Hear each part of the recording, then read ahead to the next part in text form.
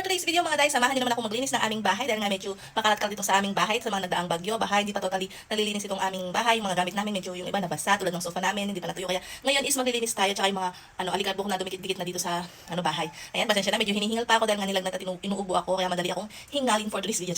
Tara, samahan niyo na ako maglinis ng aming bahay para meron tayong cleaning vlog ulit sa bahay. Tara na! Hello mga Jai! Tulad nga ng sabi ko, maglilinis tayo for today's video kaya nag-start na ako dito sa aming taas. Dahil ilang weeks nang pinapalinis sa akin ng asawa ko yung mga wall dito sa aming kwarto dahil nga marami na siyang alikabok. Sa mga hindi nakakaalam, working mama nga ako, kaya hindi ako nakakapaglinis ng buong bahay araw-araw, kaya madalang lang ako makapag-general cleaning talaga. Madalas kasi mga day, pagka-uwi ko galing sa trabaho, magpapahinga lang ako ng konti, and then mag-aasikaso na ako ng aming dinner. Pagkatapos naming mag-dinner mga day, asikasuhin ko naman yung anak ko, hihilamusan ko siya, and then gagawa kami ng mga assignments or kung may mga projects siya. At ayun nga, pagkatapos ko nga asikasuhin yung mga kailangan ni Keisha, magliligpit-ligpit muna ako dito sa aming bahay dahil nga kahit naglilinis si Papa ng umaga, syempre dahil may toddler tayo, may anak tayo, yung maliit mga day, nagkakalat lagi yan mga day, hindi natin maiiwasan yun, kaya kailangan ko pa rin maglinis. Good thing naman yung aking samekla mga day, paggabi siya na yung naghuhugas ng plato at nagpapakain ng mga aso namin, o diba, napaka-thankful and grateful ko sa aking samekla. Ganyan naman talaga pag mag-asawa mga day, kailangan magtulungan, lalo na sa mga gawaing bahay, dahil hindi biro yung maglinis ng bahay at magbantay ng bata. Lalo na nga mga day, paggabi talagang nagagahol ako sa oras dahil nga gusto ko pagpatak ng 9 PM, nasa bedroom na kami ni Keisha para 9:30 matutulog na siya. Ayaw ko siyang natutulog ng mga 10 PM mga day dahil talagang napakahirap niyang gisingin tapos aantukin pa nga siya sa school. Minsan nga kahit 9:30 na siya natutulog talagang inaantok pa siya at ang hirap niyang gisingin pag umaga, nagbubuisit pa nga siya. At ayun nga, balik nga tayo dito sa aking paglilinis. Nandito pa rin ako sa taas ng aming sala naglilinis dahil maalikabok pa nga rin. Bakit kaya ganun mga day, kahit nga nag-uulan ng ilang araw, ilang linggo mga day, meron pa rin alikabok na pumapasok sa bahay? San kaya nanggagaling yun mga day? Enlighten me, Charis. Alam niyo ba mga day, nung dalaga pa ako at nung nakapag-asawa ako na nakatira pa kami kina Madoy, hilig ko na talaga yung maglinis ng bahay.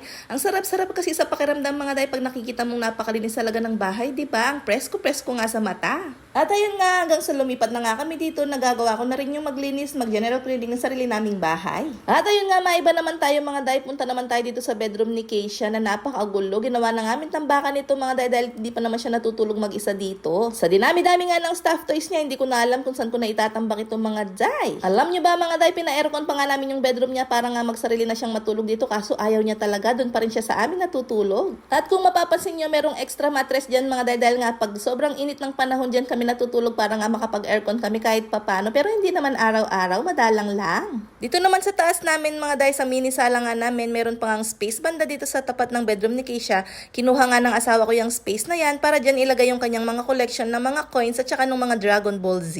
At naisipan nga naming ilipat na rin itong computer table ni Keisha dito para naman magandang tina yung space ni Samekla dito, 'di ba? May working station ang Sameklang yarn, Charis. Meron nga siyang kulang na isang frame diyan dahil tinanggal muna niya dahil nagpapagawa siya ng bagong layout sa akin. At ayun nga mga day, after ko nga maglinis sa taas, ayan, pababa na rin ako dito sa aming sala sa ilalim dahil dito talaga yung medyo magulo. Dahil nga yung sofa namin mga day, halos ngayong pangalang araw natutuyo talaga mula nga nung nagbagyo-bagyo. Hindi nga kasi agad dumating yung vacuum na para sa sofa na binili ko nga sa Orange app, kaya ayan mga day, talagang nilabhan na lang ng asawa ko yung sofa namin.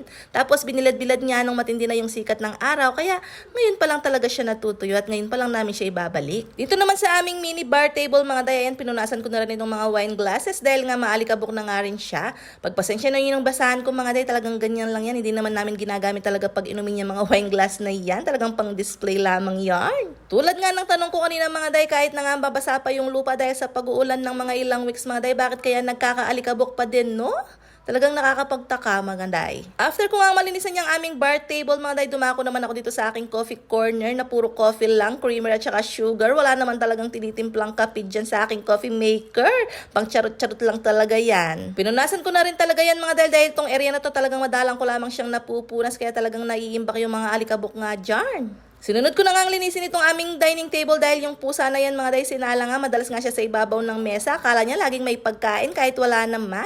Nalibang na nga lang siyang natutulog dyan sa ibabaw ng mesa. At dahil nga nalalapit na yung pista dito sa amin mga day, ayan, minake sure ko talaga na napunasan ko lahat-lahat ng mga sulok dito sa aming bahay, including na nga yung TV rack na yarn. And then after noon, pinasok ko na rin itong mga halaman ko na nagaling sa labas dahil nga pinaambunan ko siya, pinaarawan para nga hindi sila mamatay dahil minsan nakakalimutan ko talaga silang ilabas. At ito nga, pinasok na nga ng asawa asawa ko tsaka ng kapatid niya yung aming sofa. Kaso yung mga ano niya, sandalan niya, hindi pa nga natutuyo talaga. Kaya yung mga throw pillow pa muna lamang yung nilagay ko. At ayan nga mga day, natapos na rin ako sa aking paglilinis. O diba, back to aesthetic na ang aking sala.